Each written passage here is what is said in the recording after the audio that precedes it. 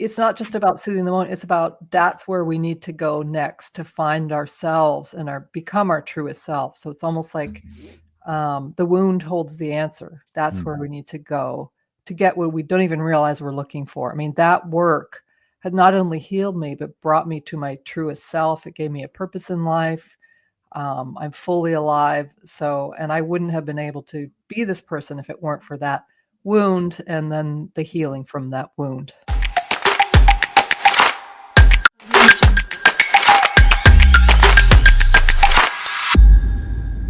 Hello everybody and welcome to True Hope Cast, the official podcast of True Hope Canada, where we take a deep dive into mental health's many physiological and psychological aspects.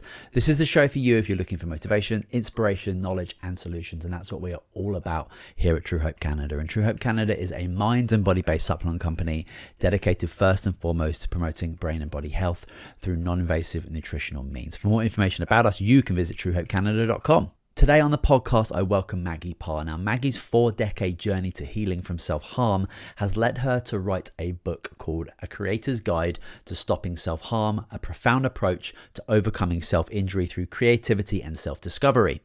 A unique blend of personal memoir, psychological insight, and creative therapy, this book is designed to provide a transformational manual for healing. Today on the show, we're going to be discussing A Creator's Guide to Stopping Self-Harm. Enjoy the show. Okay, Maggie, welcome to True Hope Cast. How are you? What is going well? I'm doing great. I'm loving life here in Northern California. Well, I guess you would do, yeah, Northern California, that's for sure. And yeah, we were just talking about the tragedies of a lot of people you probably know, and you used to live in LA as well, and how just before we even start, like our thoughts go out to all those individuals who are struggling at the moment, because it's a crazy, wild world that we live in. Yes, I agree. Yeah, well, we've had a little bit a break on the show, a good month. We usually have a show out every week, so we've had a nice big break, and I should be nice and prepared, but I've been rushing around this morning, but that's all good. I've got some coffee on the go.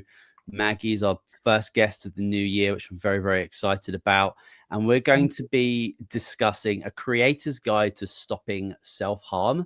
And it's a big part of what we want to do on the show is to have conversations about topics that are potentially uncomfortable for a lot of people, but they are absolutely vital. They are essential to be had. And that's kind of what we're all about here on the show, is to provide some sort of support service, motivation, inspiration, knowledge to people so that they can help influence their lives and the people around them. But before we jump into this topic, would you mind just giving a little bit of a brief introduction about who you are and what it is that you do? Absolutely. Thank you, Simon, for having me on the show, and welcome back to your podcast for the year. I am an artist and an author. I have done a lot of work designing theme parks and kids stuff and very cheerful things. And I also do my own expressionist artwork, which I have used throughout my life to heal from a traumatic childhood and the behaviors I developed to deal with that childhood, specifically self-harming behaviors. And I finally decided this last year to write the book, which I'll talk with you about today. But using creativity to heal from trauma is now my new mission. Amazing. Well, do you have a copy of the book you can show us? I was going to pull it up, but yes. Well, I have it in my hand. Nice. It's titled A Creator's Guide to Stopping Self-Harm, and that's one of my paintings on the front. Beautiful. Well, why don't you just jump in? Tell us a little bit about the book. Yeah, sure. Why'd you write it, and who's it targeted towards? It is obviously targeted towards people who are struggling with self-harming, cutting, burning themselves, but it's also reaching a lot of people who know others who have that issue. In fact, people who have children, grandchildren are talking to me about it. People who used to do it and now understanding more why that was. And I did it since I was 4 years old. And I'm 57 now, and I didn't stop until my mid-40s. I went off and on. I really had a hard time with stopping. It would come up whenever I was under stress, and I learned everything I could, but it wasn't until, and I did a lot of therapy. I recommend anyone who deals with this issue to go to therapy, but it wasn't until I started applying my artwork and creativity to solving this that I was able to find the breakthroughs in therapy and also in my creative process. So I decided to write the book about it and help other people with this, to teach them what I've learned, and to write the book that I wanted and could never find, which was a prescriptive self-help by someone who actually recovered, not a clinician who was telling us stories about their patients, not a harrowing memoir from someone's point of view where I'd had to read all about the details of their cutting, but someone who was really offering hope to others, which was what I wanted to do. I think that brings so much value because we've spoken to so many amazing practitioners and doctors on the show, Mhm. and they've come to where they are now on their what they perceive to be their proper life's journey because they've gone through something traumatic Mm. and very, very difficult for them. They've had to work through it and completely change perceptions on things, and now they're basically just going through like attempting to support people to not go through what they went through. And without question, whether it's a book or a podcast, or even I guess a true story in a movie, there's so much value in that human connectivity that you have of you actually telling the story and you are literally bleeding out that truth. Right. Excuse my wording there in regards to the Pun self-harming. intended. Yeah, for sure. I got a question in regards to, because I've never experienced self-harm personally to myself. Mhm. I think I recall maybe somebody in my school of 1,000 people going through that. Mhm. But when I think of it, I think of adolescent teens, primarily Mhm. girls. But when you Right. just said you started at 4 years old, I've got to ask about that. Like, I've got to ask, like, you've obviously been through therapy, you've had clinical Mhm. sessions, and I think there's a lot of understanding and literature in regards to why adolescent teens in that incredibly difficult time of life Mhm. go through something. We've seen it with like self-harm and cutting. We've seen it with anorexia, and we see it in actually like clusters and groups of adolescent girls doing it kind of like together. And we're Mhm. kind of seeing it a little bit now in regards to like identity. We can get into that a little bit later, but I want to talk about like the 4-year-old in you that was experiencing self-harm, and how you've obviously gone through a lot of therapy to go back to that place to Right. try and, I don't know, work through that inner child work. Can you kind of take us back there and explain a little bit more? Back to 4, you brought up a lot of things, but I wanna start with that question, why 4? What was happening? I was being abused. Not everyone who cuts and burns was sexually abused, but I was.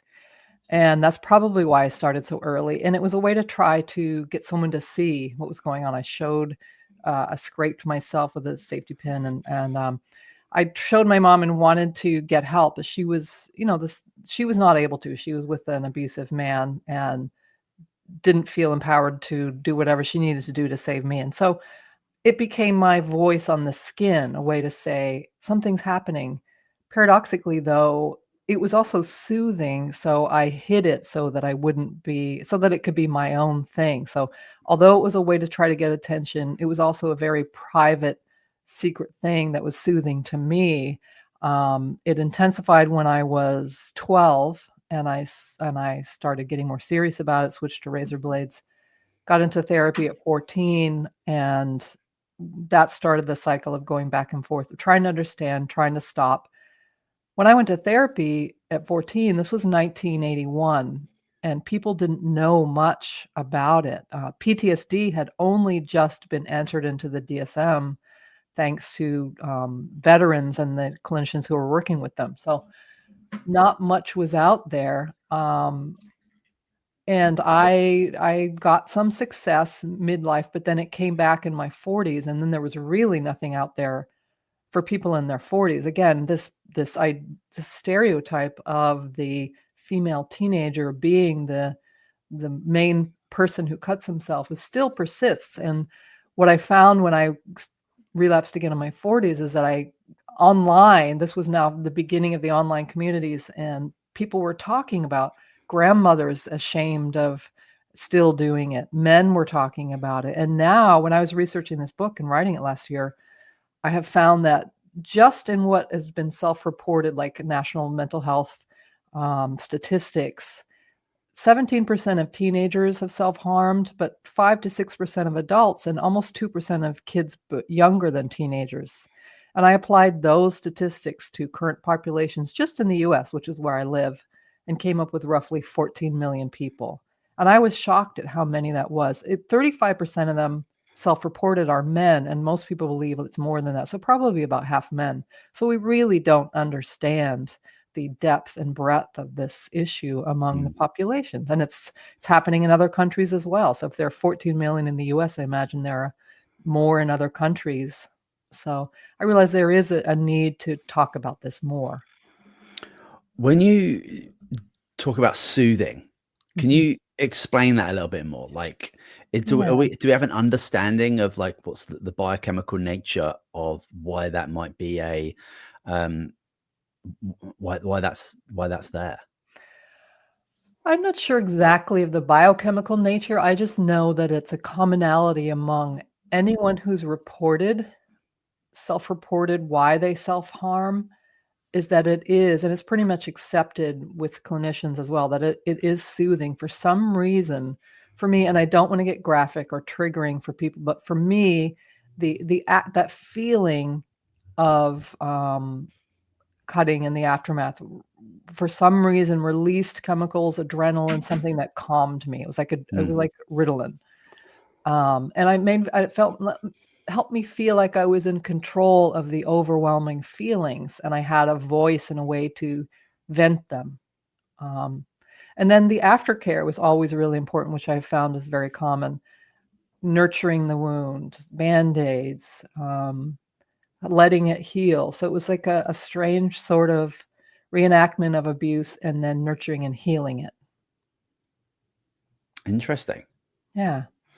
And in your experience, looking back now over the years, have you been able to maybe come to some sort of understanding or conclusion why it is that you it's a difficult one to kind of word, but I'm just thinking of there's like you could be a 20-year-old and then a 4-year-old, very, very different psychologically when it comes to like development.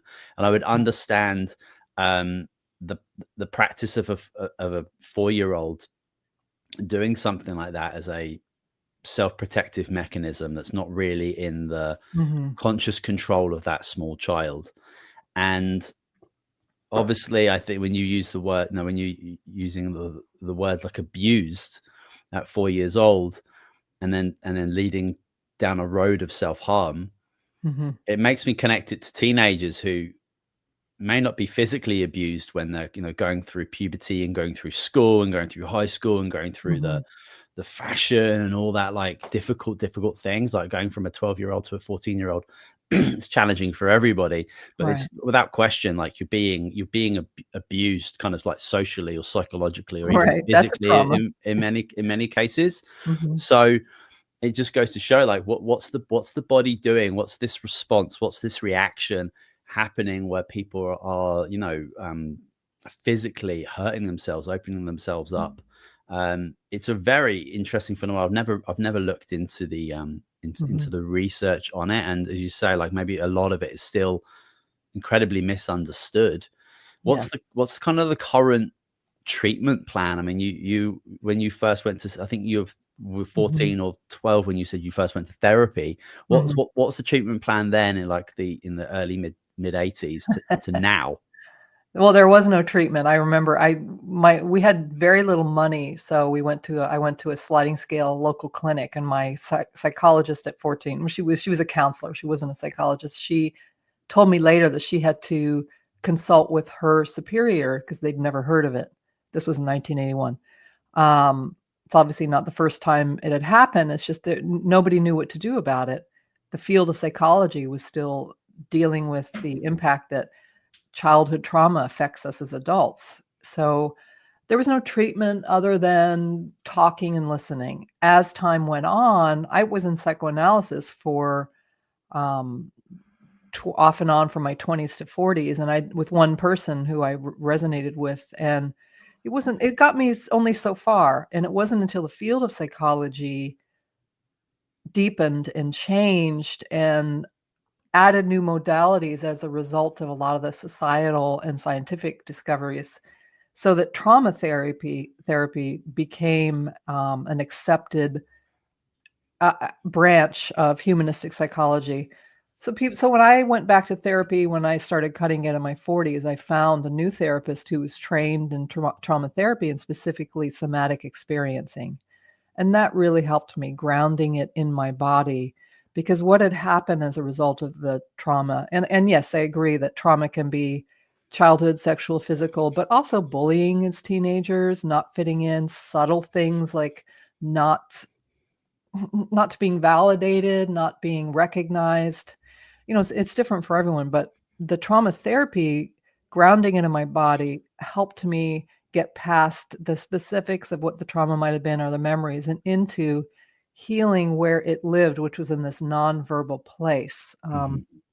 There's a great article I read. It's in the book called A Voice on the Skin, talking about this nonverbal way of speaking through self-harming and scarring the body. And that really helped me understand why talk therapy wasn't getting through. I needed somatic body work to really get in touch with this part of me that it was literally a dissociative part that was doing the self-harming. Yeah, from what I understand about somatic work, we've had somatic practitioners on the show. My wife's actually one as well, so I'm learning a whole lot about that. And what I know about trauma kind of in the moment and PTSD and the response to something, be it psychological or physical, is the body or the mind especially will change its focus heavily. So you've obviously got the sympathetic nervous system, where your nervous system is engaging in a way that it's looking to fight or flee, and it's not in the present moment. Its focus is not really on the digestive system. It's not really on the future. It's like right now, 2 minutes, what are we going to do to get out of this state? And then when we live in that moment for long periods of time with, let's just say, like long-term abuse, which comes in many forms, the body is in this constant shocked, stressed state. And we know that the body, the adrenals, physically cannot keep producing the biochemistry necessary to keep up with that constant threat coming from the outside world. Right.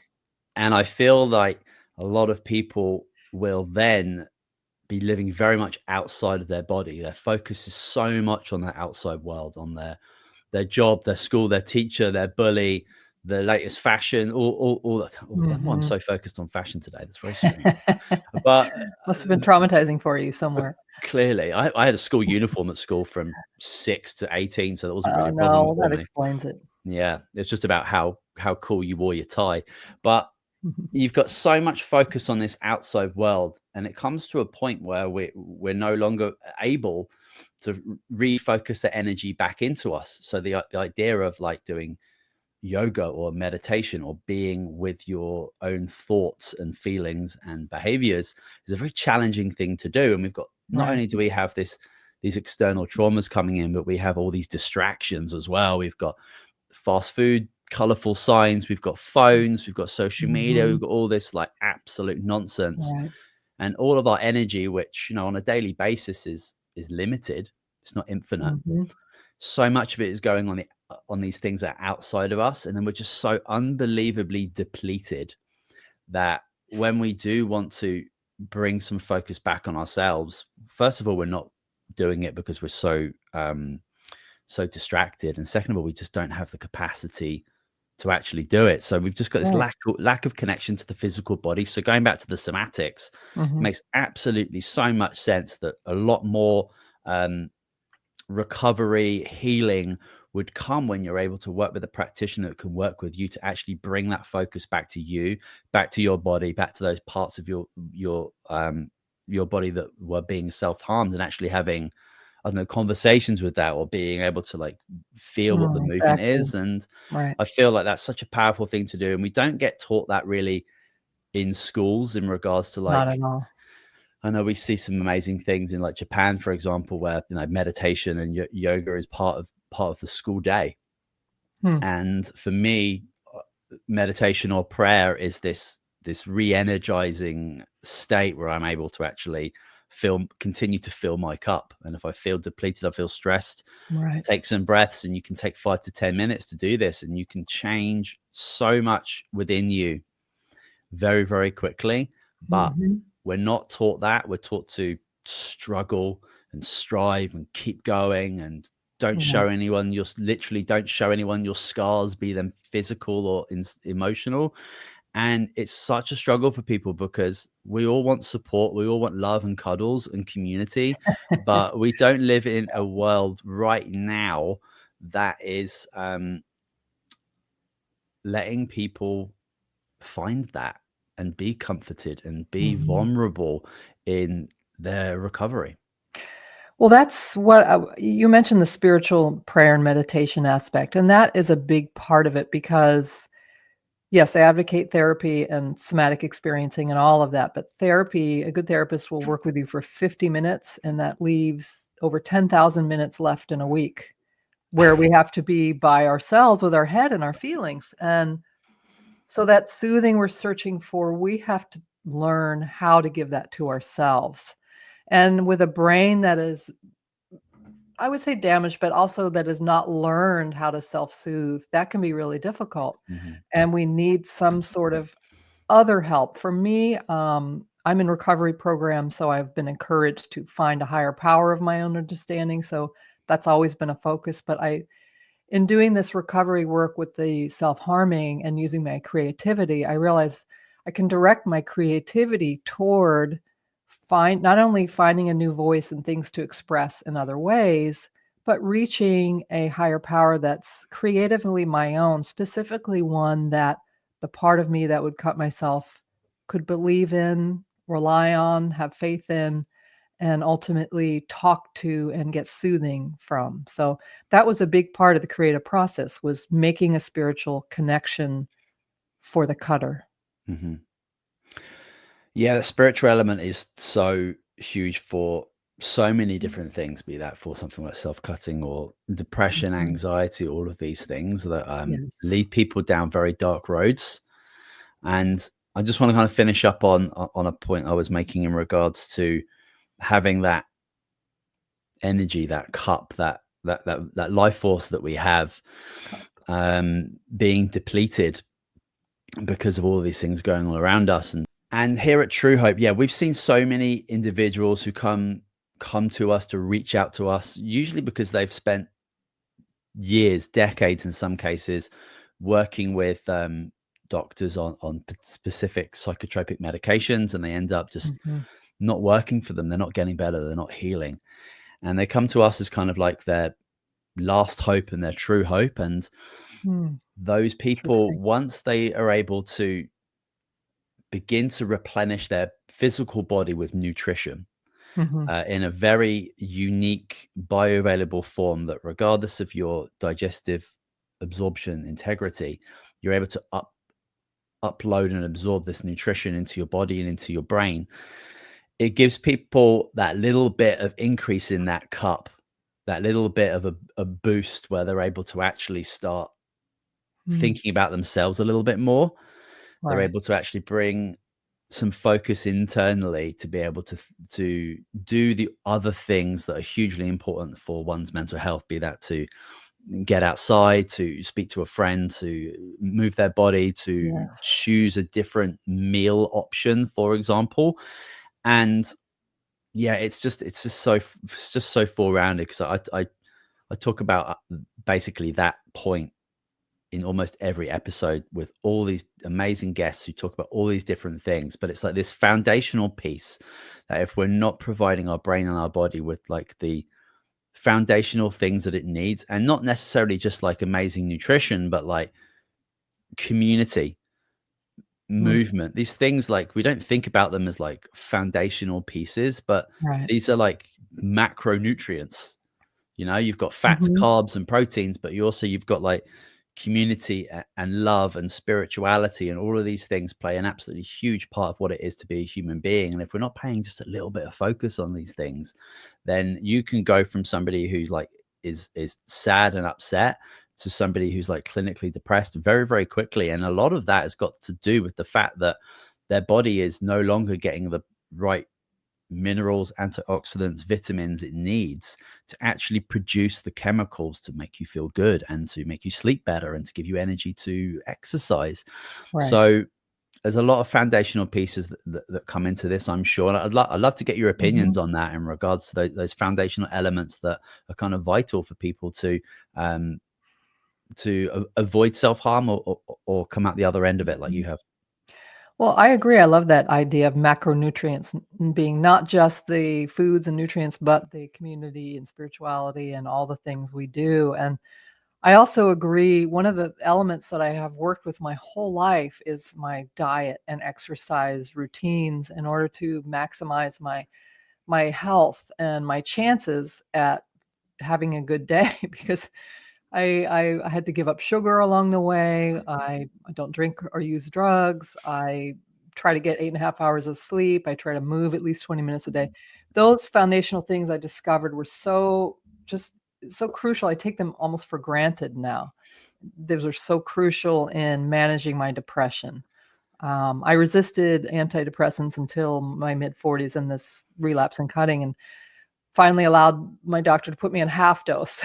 And it really helped me, and I still have a very minimal dose, and it's just changed my world, but for the most part, I rely heavily on nutrients and good food, and the community is important, and that is one area that I find is not we have communities and 12-step groups for so many other issues, but not for people who cut and burn themselves. There's still a lot of Mhm. stigma, a lot of confusion, isolation around that, and I don't have an answer for it yet, except that, writing the book was the beginning of it. Creating the website, stoppingselfharm.com is another beginning. I have other ideas of how to proceed. Again, I'm not a therapist, so I have to be careful about that, but I imagine there has to be some way that we can find community and at least share our solutions with each other. And with every, when you're depressed, eating well is sort of at the last on the list because you Mm. just can't even get up out of bed. Yeah. But I find that with every win, like let's say I get a good night's sleep, then I can leverage that to eat a little better and it might help my depression. So they all work together. It's not just Mhm. one thing. And as you said, there's no one teaches us how to do this. So we're those of us who came out of it and healed can help the others who are still struggling with what we learned. Yeah, I'd love to get maybe a perspective, but of because I think a lot of people maybe listening to this might know somebody or know somebody who knows somebody whose Right. child or brother or sister or partner or whatever is going through something like this. And it's obviously a very difficult touch unless you're a trained psychologist. Like, how do you bring this up? It's very challenging. And especially, we'll just go straight to probably the most challenging area would be like, how would you begin to talk to a 14-year-old about what you suspect to be, self harm? And I think teenagers probably think that they hide things brilliantly, but parents are kind of always aware, always watching, and always maybe not watching, but like you always care. I'm 40 years old, and my mum, I'm the youngest of three, and I'm still her baby. So she still constantly thinks and worries about me all the time, and that obviously never Right. stops. So I just wondered, like, just thinking of like advice for parents who have children going through something like this, Right. like how would you recommend maybe starting conversations or not in some cases, I guess maybe. Oh, definitely, yes, start the conversation. I did not have those parents. In fact, I used to reach across the dinner table with an open wound on my arm and ask for the potatoes, and nobody would say a word. So it was very strange being invisible, and that was part of the problem. But so what I would have wanted at 14, that's the best experience I can give is what I would have helped me was actually a teacher did help me. A teacher did help me, and she didn't judge me. That was the main thing. She didn't shame me or judge me or put her fear of what I was doing front and center so that I would have to soothe her fear. And she just showed curiosity and love and caring. And how can I help? I just want to listen, tell me what's going on. And it is very hard to talk about because, as I said, it's actually a nonverbal thing. One thing I wanted to mention earlier is that it's a primal thing as well. Studies have shown that animals do it. Dogs self-harm, other primates self-harm if they are miserable enough in cages, Mm. in labs. they've been documented as self-harming. So it's a very primal experience, and it's so hard to talk about, but just a little bit of love and attention. Attention is really important. That's what I was starving for growing up. And just the act of caring. Like, I have recommended my book to parents and grandparents who know loved ones, and it's just really a suggestion about an alternative to self-harming, exploring drawing and creativity and the exercises in the book and the self-soothing exercises. It's just a way to gain their trust and show them you care. And I'm someone who's gone through it. And so obviously it is possible to recover from this. Mm-hmm. Beautiful. Yeah, well said. I think there's a big message there in regards to we don't know what other people are going through, be that strangers or family members or friends. And I'm blessed to work with such a phenomenal company. We have these incredible Monday morning meetings, and we go through our mission, vision, values, and so much of it is wrapped around compassion and understanding That's great. that people are in different places, people are going through different things, and something traumatic can mean something totally different to me than it is to somebody else. And it's just good to maybe come in with a baseline of understanding and love and compassion. And I think that if you've got a spiritual aspect to your life or a spiritual practice, it's a lot easier to get into those states for people. And I think that it's just, it's a wonderful way to do that. And as you were talking about describing, you know, leaning over the table with open wounds and nobody batting an eyelid, it's so hard to believe. I saw that impact you. It did. Because you get that image, and it's like whether that was my worst enemy or a stranger or a family member, it's like that has to do something again primal to you, that it's like to take care. And it makes me think of the individuals who were there and saw that, how dark they must have been in their journey and what must have happened to them. They were really struggling. Yeah. And again, compassion, right? Like, I think most people try and do their best, but there is a lot of darkness underneath the surface layer for many people. And sometimes it's just a kind word or a quiet word or silence in space that can do so much for people, just to let somebody know that you're there for them. And it goes such a long way. I agree. I'd love to finish off talking about creativity and why do you feel it's essential for healing? And maybe you can give people some examples for that, because I think creativity is very, very interesting, because everyone, I think we're born with it. I think that it's a huge part of how we are supposed to be human beings from birth to death. I think creativity has done the most amazing things in human existence, maybe not in the last couple of 100 years. I think about school. I think about my experience in school and how it actually killed creativity. And there's some amazing TED Talks about that in regards to how our industrial kind of school system doesn't really breed creativity, collaboration, all of these things. And when you become an adult, it's about it's about fueling the economy, and it's about working and doing all these things. You don't have time for painting. You don't have time for doing all these creative, wonderful things. You know, you got to work and do these things. But like how wrong we are in regards to the value of those things, and how it fuels, develops, and breeds certain parts of our brain that connect us with these incredible things outside of us: nature, the cosmos, each other. And if we're not doing that, we're becoming like subhuman. We're not even getting anywhere near to our full potential if we're not practicing this creative thing we have in our minds. So I just wanted to like get your ideas, your experience, and maybe some recommendations in regards to what people can do to start thinking about being creative, because a lot of people haven't done that since they were doing art school when they were 12 years old. Yeah, and that's a great question. One of the resources that inspired this book, I love this book. It's called Your Brain on Art by Susan Magsamen and Ivy Ross. And it gathers all of the current research being done on the effect of arts and creativity on the brain and neuroplasticity. And they've created a new field called neuroarts, where they advocate prescribing art making in therapeutic settings, because studies have shown how much it benefits people and helps with healing PTSD and giving people a voice, from veterans to victims of crimes, all kinds of things.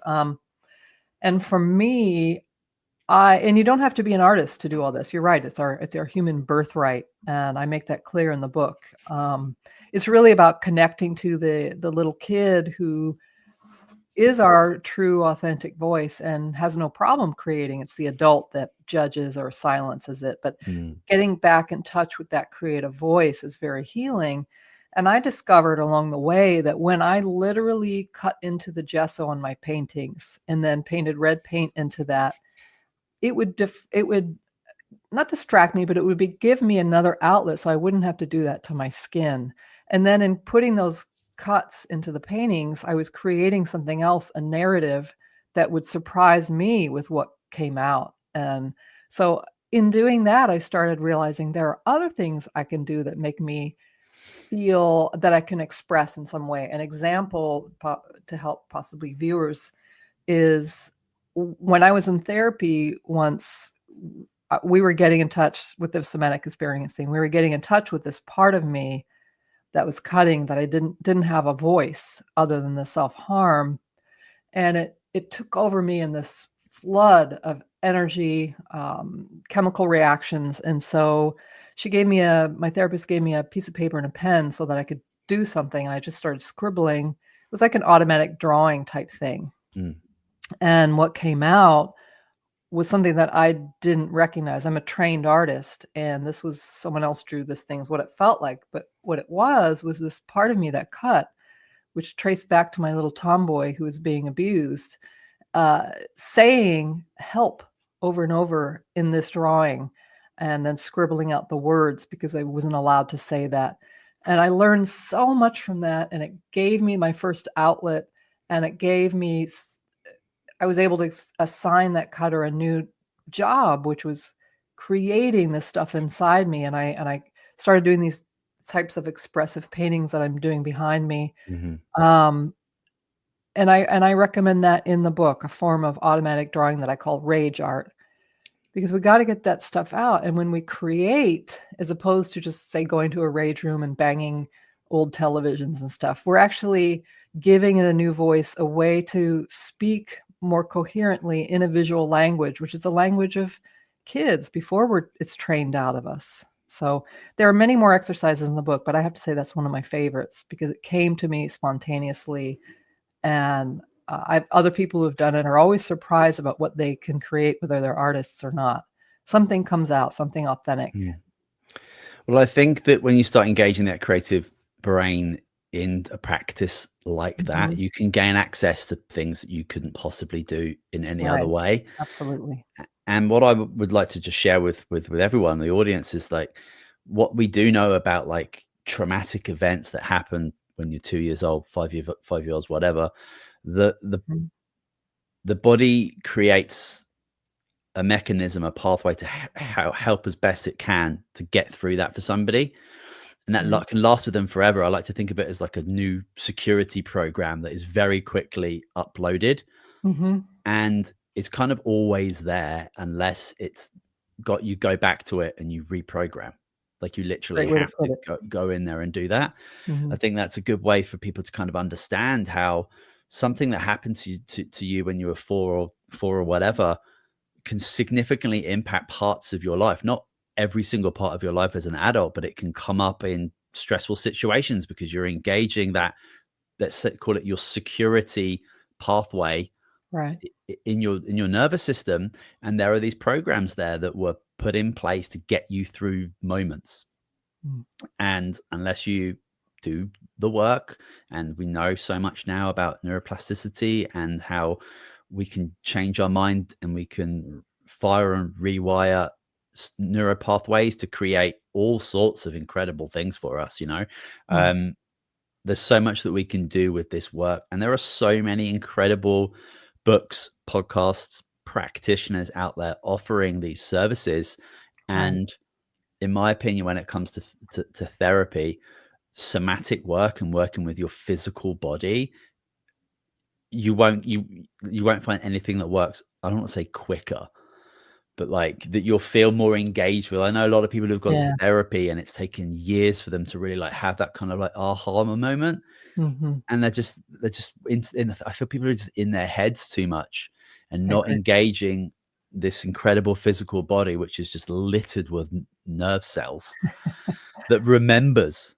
And it's it's just a fact. I'm so happy that there's all these somatic practitioners coming out right now, and it's really going to provide a lot of help for people, because people can do a lot of this work at home online doing courses, and then use the exercises that they learn in the moments when they start recognizing that these security programs are coming up for them, and then they're able to kind of stop it in its tracks, and that's where the reprogramming happens, and people Yeah. can do some phenomenal things, and they might not even be aware that the thing that happened to them when they were 4 years old, that program is coming up for them in so many different situations and holding them back from so much, whether it's relationships, jobs, doing that risky thing.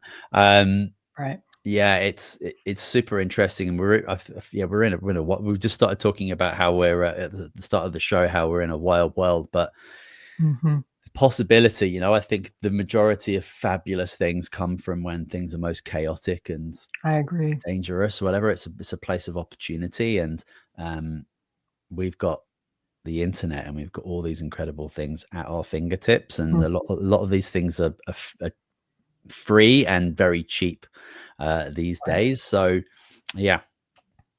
Yeah, and I would take that one step further, that it's not just soothing in the moment, that when those programs come up, as you said, or the trauma or the wound, it's not just about soothing the moment, it's about that's where we need to go next to find ourselves and become our truest self. So it's almost like the wound holds the answer. That's Mm. where we need to go to get what we don't even realize we're looking for. I mean, that work had not only healed me, but brought me to my truest self. It gave me a purpose in life. I'm fully alive. So, and I wouldn't have been able to be this person if it weren't for that wound and then the healing from that wound. The wound has the answer. Yes. That's awesome. I love that so Cool. much. Um, Beautiful, Maggie. Thank you so much for that. Just before we Well, check out, can you just tell people a little bit about how they can connect with you if they've got questions, if they want to grab your book? Is there like a little preview sure. people can read? You can always go to maggieparr.com if you want to reach me, but the A Creator's Guide to Stopping Self-Harm is on Amazon, and the corresponding website is stoppingselfharm.com. You can reach me by email through either of those sites. Amazing. And you actually mentioned a couple of books that has supported you and helped you. I'll get those from you, and I'll put them in Awesome. the link so people can find those.